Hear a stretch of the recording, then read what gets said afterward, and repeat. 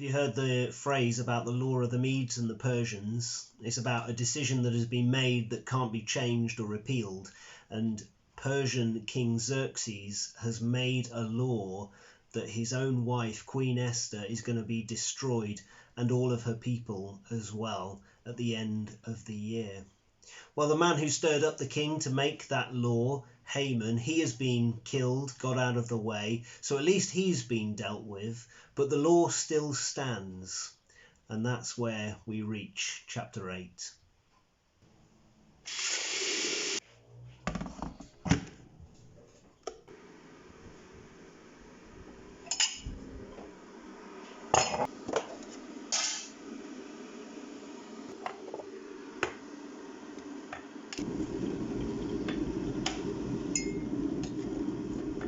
Well, having just been given Haman's estate, Queen Esther is once again in the presence of the king, and this time she's begging him and pleading with him, weeping as she does, asking that the king writes another law, a law that will overwrite the law that has already been made, a law that gives the Jews the right to not be killed.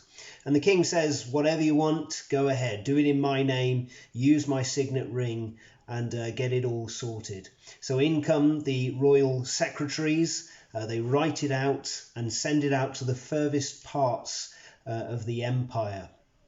The law that is made is this, that the Jews have a right to assemble and that they have a right to defend themselves against anyone who tries to kill them.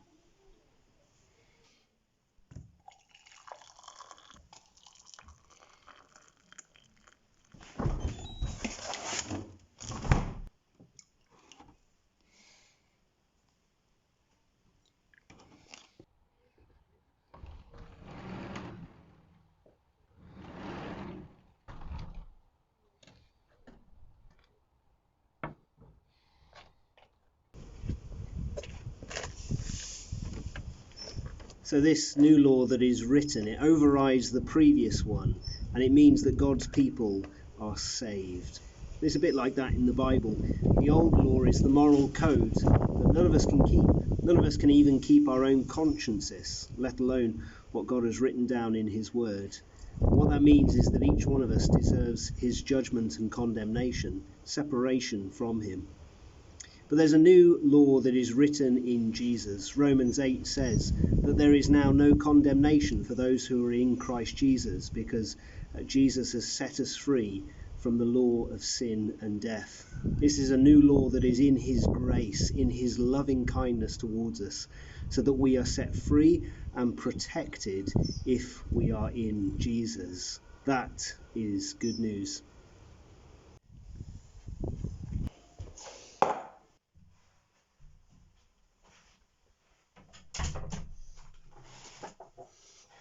Remember how at one point in the story Mordecai was wearing sackcloth and covered himself in ashes as well? Well, here we're told that he's wearing royal blue and white, he's got a crown on his head, and he's got a purple robe that's put around his shoulders.